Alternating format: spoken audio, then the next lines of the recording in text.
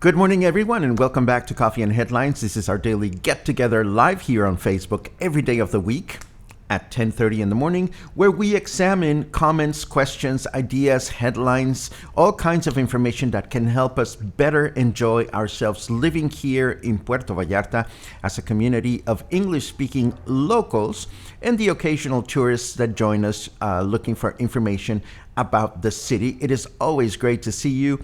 And of course, today is Wednesday, January 13th.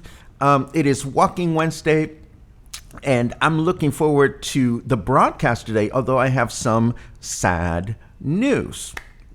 Let's just put those out there. Yesterday, I went and did an awesome walk down the riverbanks of the Río Cuale, and I went exploring, and I came home, and I edited my video. And this morning, as I always do, I try to export the video, and I get an error message that I cannot explain. So the good news is we're going to have a broadcast. The bad news is that our walk will have to wait till tomorrow. So I do apologize in advance if you were looking forward to a Walking Wednesday. Please let us have Walking Thursday this week, and I'll figure out what on earth is going on. Maybe it's the world. Is the world crazy enough for you yet? Today we have important news to share about entering the United States, as you probably heard. But before we do that, let me take a quick look at who's here. Of course, if you're joining us for the first time, my name is Paco, and we'd love to learn that you're new. You can let us know by writing the word new in your comment, and that way we will give you a proper welcome. For everybody else, it's great to see friends and loved ones here with us. Claude is in the house. Mijal is in the house. Mike is on his way to Vallarta. Safe travels. This is great. Bronica, I'll give you the walk tomorrow. For everybody that was looking forward to the walk today, I feel bummed out, but I'll make it happen tomorrow. Apologies. Let's see what else is going. Looks like we are required to take a test before going home in March, but won't cut short our stay to beat it home. I don't blame you, and that's the spirit, Sherry. I think this business of the test will be of more concern to tourists and not so much to locals, but we'll get into that in a moment. Let's see who else is in the house. Florida's in the house, says Dawn. Good morning. Good morning. Let's see who else is here. Suzanne is here. Good morning. Yes, I thought that was great news. Yesterday we reported that the vaccine wouldn't reach Puerto Vallarta until February, and the vaccine is here. So we're going to talk about that, and that'll be very exciting to share. One step closer, one little step closer to where we want to go. Libby says sad about the walk. I'll bring it in tomorrow, and I'll start saying, the walk. It's a lot of fun. That oftentimes, if we're in town, if we're in Emiliano Zapata, we walk all the way to the cultural center, and we're like, okay, the island is here, and this is the end of the island, and there's nothing beyond. But in reality, if you come off the island and you continue walking around the corner, it is beautiful out there, and this is precisely what we're going to look at tomorrow. Lena says Walking Thursday doesn't have the same panache. I totally agree with you. Again, I'm going to feel bad about this for a few minutes or maybe half a day, and then I will hope to have received your forgiveness. I love it. I love it. Let's see. Who else is here? It looks like Paco's going to treat us to coffee and popcorn to watch the walking tour tomorrow. If I could, I would. Absolutely. Let's see what else we have. Lisa says, oh, I'm late. I don't think you are, Lisa. You are here, and that is absolutely wonderful. Chris asks, if I fly from Vallarta to Tijuana and walk across the border via the CBX bridge inside the terminal, do you think proof of negative COVID status is necessary? Only on Tuesdays. No, I'm just kidding. Chris, I have no idea. These news are just, they're fresh news. They just happened yesterday. And I keep hearing from people in the United States going a little crazy as to what this means for their travel plans. And again, this is one of those discomforts that we're going to have to get ready for and get adjusted to. Heather says, tripping Thursday, falling Friday. That sounds like my regular week. Let's see what else we have. Walking Wednesdays and wine. Oh, that sounds divine. I love it. Tony helps me out by saying trekking Thursday. Well, I do like the panache that we have with Walking Wednesday, and I hope that this was just one of those freaky situations, and we should be ready. To broadcast it tomorrow. Roger says, coming for 2 weeks soon. We'll need to know where to get a test and how much money so we can return to the U.S. Well, the good news, Roger, is that everybody, well, not everybody, but travel agencies, hotels, medical centers, labs are all putting things in place so that tourists can find out where to get the test. This is not the first country, that expects the test to be taken. When Canada made that requirement mandatory, we published places where you could get the test. When the United Kingdom did the same thing, we published some places. And now that the United States has decided the same thing, well, there are places. It's just a matter of finding out where to go, scheduling it, taking the tests, and taking it from there. So before we get into that whole thing, well, we might as well dive into the news because we're all here. Let's get started.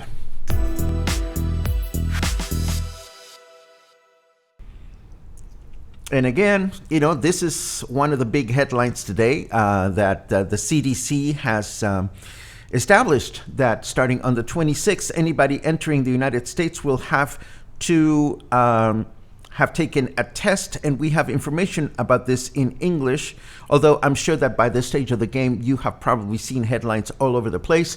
This is a requirement that the United States has placed on anybody trying to fly into the United States, and it applies to U.S. citizens as well as foreign travelers. Hello, lady. No, we don't want to hear what you have to say. But again, I mean, the headline is clear. Unfortunately, this has to do with the huge number of cases in the United States, more than what is going on here in Mexico. Mexico has not placed any kind of requirements for people coming into the country, but this is what we need to concern ourselves with. I will take a look at comments or questions that you may have about this specific thing, this specific guideline change. What does Luna think? Luna is disappointed because I didn't get my walk together for today, but she's gonna be fine. Right, Luna? What do you have to say for yourself? She's like busy taking notes.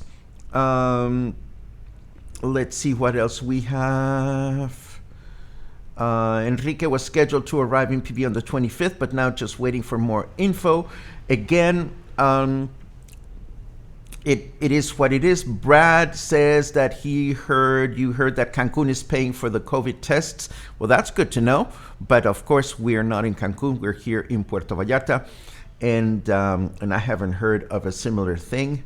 And Gary answers the question that Chris posted a little while. Yes, you will need, whether you're entering by plane or whether you're just crossing the border, you will need to have the test taken care of.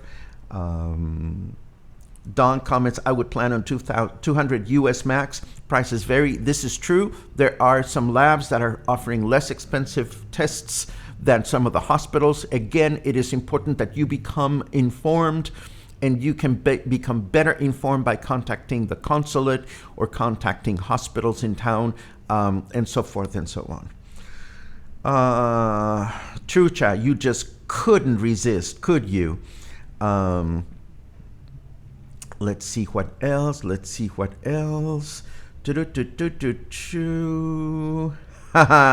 Dale says you can email Pam Thompson Webb and she will arrange to book the test. Do you guys have any idea how crazy Pam Thompson must be going at this very moment? I love to see people rely on Pam Thompson, and I think she's a very capable and wonderful human being, but also be mindful of the fact that Pam Thompson, just like yours truly and many other service providers, are just trying to do the best possible effort in providing information. So before you start emailing folks, make sure that you check on bulletin boards and check with your hospitals and so forth and so on, because we are all trying to be as helpful as we possibly can. Let me get back to my headlines. Actually, concern over getting the results back 3 days before departure. Well, Kathy, I would be concerned as well. I can volunteer that if you are visiting our city and you're taking good care of yourself by following the guidelines, having to take a test is simply going to be a formality, and chances are you will be okay.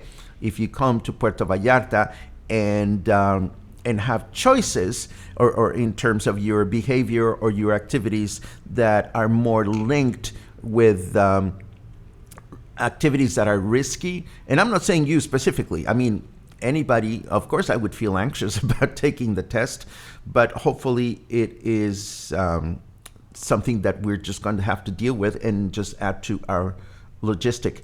Pam has put a post up and requests to email her. Okay, thank you very much for that clarification, Dale. Thank you very much.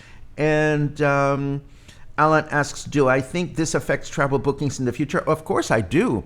For anybody traveling from the United States, I think the way, and this is just my opinion, I think for people that are just trying to book a quickie weekend trip, folks that are living in the West Coast that have easy access to Puerto Vallarta, they will think twice to have shorter trips scheduled to the destination. I don't think it will affect people that are traveling for several weeks or more as much, because the fact of the matter is, who wants to interrupt a 3-day vacation with having to take a test on day 1 or possibly day 2 of your vacation you just got here?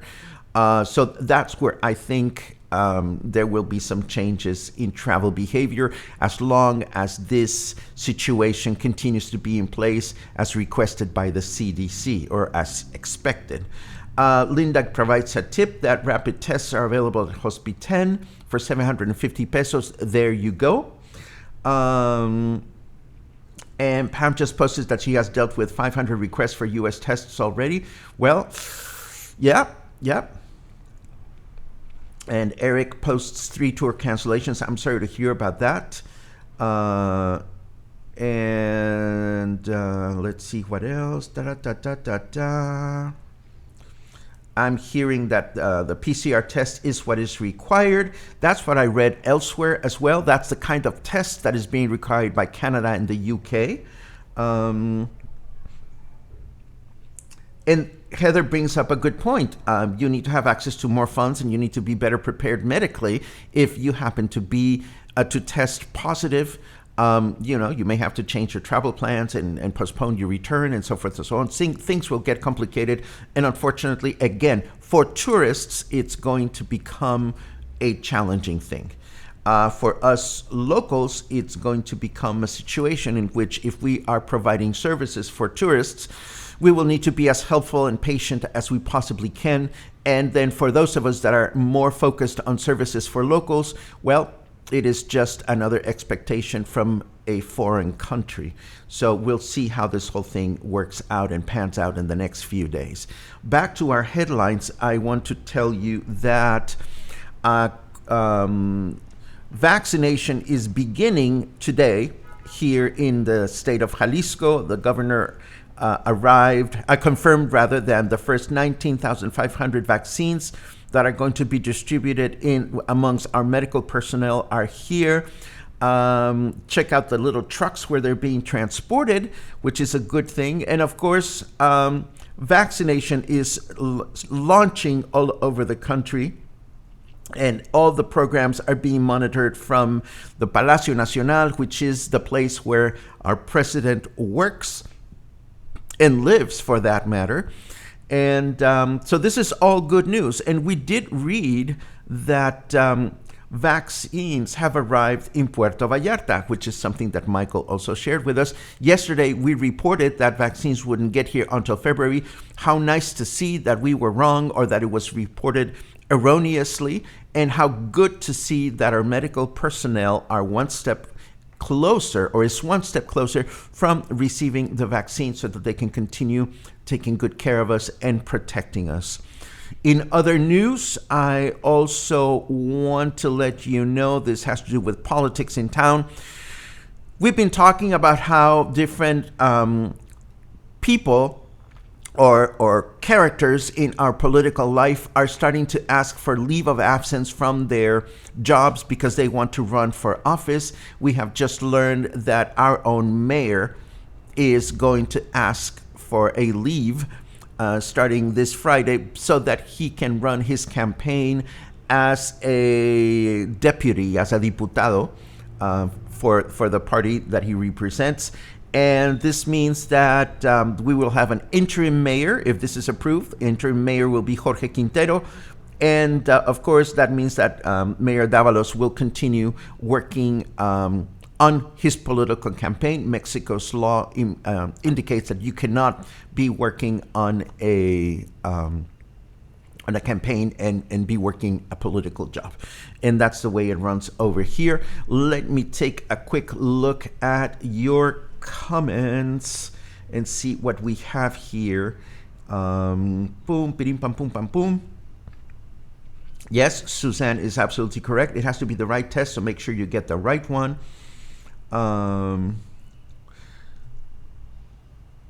I read that having vaccine already does not negate the test. Again, the way I'm interpreting the news is you have to show up with a paper that says, I tested negative, and it's not that you have to show up with a paper that says, I've taken the vaccine. Big difference. Let's see what else.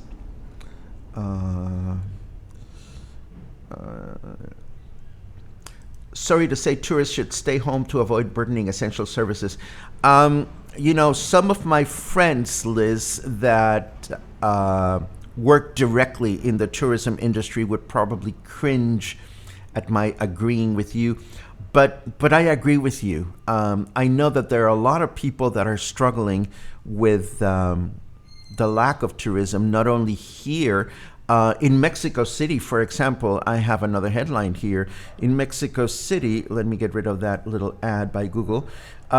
Business people in the downtown area, in the traditional centro area of Mexico City, have started a new campaign called Open or Die. I mean, it is that desperate in Mexico City, in which restaurants are willing to open and be penalized for opening, but at least be able to make some money. So yes, people that are looking to travel for short periods of time, this may not be the best time to do it because it's complicated. It is complicated. Let's see what else we have. Proof can be printed or electronic. Again, I'm not entirely, I don't know what the details are, but this is what we're looking at. And Jorge laughs about the fact that I call the political characters. Well, sometimes it's kind of like watching a play or watching a comedy, depending on the politician. I'm sorry that today's broadcast is going to be a little short unless you have specific questions or things that you want to talk about or discuss. Again, I'm sorry that my walking tour went wonky on me at the very last minute. But I'm also concerned about these changes in the local guidelines, and I want to make sure that we provided as much information as we have so that we can be of help. Michael says the crocodiles are missing their tourist snacks. I completely agree. Jesse says even those who are vaccinated are still coming up positive. Exactly. There's always going to be that period, Jesse, in which if you got the bug right before you got vaccinated, that could be problematic. Along the same lines, if you get tested 3 days prior to your trip and you test negative and you contract the virus 2 days prior to your trip, you're still going to board that plane and you're still going to be positive, and it's going to have the consequences that it has. Unfortunately, this is not a situation that is completely foolproof, and it is what it is. Gayoff says, oh my God. Heather asks, does God exist? The closest to God that I have seen, Heather, is lying down next to me. She's my little goddess. That's all I can tell you. Let's see what else. I feel for you, Gayoff. I feel for all of us. I mean, we're all struggling to make this happen, and we're all struggling to do the best we can to help the economy in whatever way we can.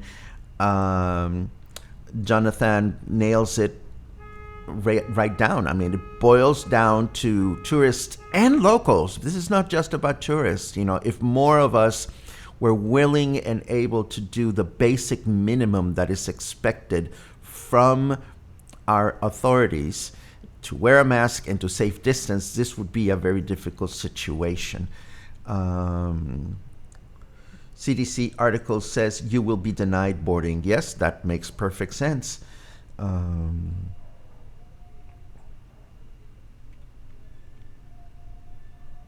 Let's see. Why is it so cold again? Did I miss the weather? Says Michael. Well, it's cold again because we're not eating enough Thai food. We need to eat hot, spicy food to keep warm. But that's just my theory. Oh my God, the weather report. No, you did not miss the weather report. No, we haven't gotten to that. I usually go to the weather report where we're ready to do like leisurely stuff. And we didn't have any leisurely stuff programmed for today because we had a walk. But let's do the weather.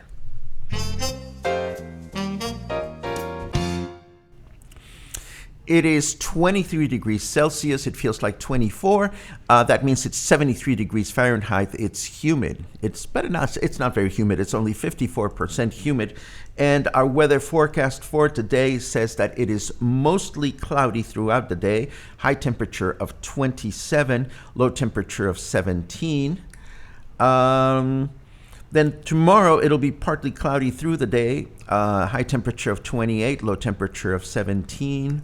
And on Friday, we're going to have partly cloudy through the day again, high temperature of 29, low temperature 18. So pretty much we're going to continue to have some cold weather. Chuck thinks it's funny that I think Thai food will keep us warm. I think any excuse is good to go find Thai food, and that's just me. I'm such a junkie for it. It's not even funny. Let's see. Those of us here need to support local even more now, even if you aren't comfortable going out, order in, takeout. Again, I am one of those locals with a limited budget, but always willing to share what I have. I go out on my Uber. I leave a tip in cash because I know that it makes a difference. And I also tip electronically.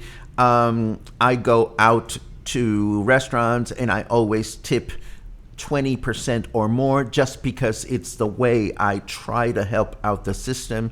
I haven't been to a large supermarket in over a week now. I really have to go. But in the meantime, I've been shopping at small stores around my home. Again, we all can find where we can be and where we could be as far as that equation is concerned. But I do think it is important to us and to the destination, to Puerto Vallarta, that we support our local people as much as we can. Don asks, with all the knowledge shared here, has anyone seen if this mandatory test currently has a time frame, meaning a date when it will be reevaluated and the mandate may be lifted? I can tell you that the answer is no, Don, because for all intents and purposes, unless I'm correct, I don't think there is a single scientist here working for the CDC. So it would be very difficult for us to have a reliable comment on that. It is not an easy thing to answer, at least not for me. It would be very easy to speculate, but I think speculation as a general rule tends to make us even more nervous than we already are. Jesse asks, is PayPal the only way to support? I have been trying to figure it out and having difficulty. If it is, I will figure it out. Jesse, first of all, thank you so much for wanting to support our community. PayPal is the only option for folks that are out of town. If you are in town, cash is possible, and things like that. Feel free to talk to me directly. Send me a message, and if there's anything I can help you with, I will be happy to do so. And again, thank you for supporting our project. This is a community-supported project, and I appreciate that very much. Luna as well. Let's see what else. Thank you very much for that, Joe. For those of you that have PayPal, I have heard this before, and I myself, I'm never as successful doing payments via my iPhone. I'm always more successful doing it from my computer. Let's see what else. You are my favorite weatherman. I love it. Thank you very much. I don't think I do a good job, but I'm just reading what is there and trying to keep it, pretty and happy. And thank you very much for all of your comments saying that I deserve support. I think everyone or anyone that is here to create good connections, and I'm not the only person, there are wonderful people in our city that want to make sure that whether you live here or whether you're visiting, that you have a really amazing time. And I think that is a wonderful thing. One question from Heather. Smart of the U.S. and Canada to demand those tourists with COVID stays in Mexico throughout their contagious phase. Not so good for us. Again, I think it depends on where. I don't think there's a right or wrong, Heather. I mean, it's a big country. There are big countries. There are big decisions at stake. It would be so very easy for us to say, well, good, we're not going to have any more tourists that are spreading things here in Mexico. But that is not entirely fair or right. There are a lot of very responsible tourists. There are others that are not so much. There are a lot of responsible locals, others not so much.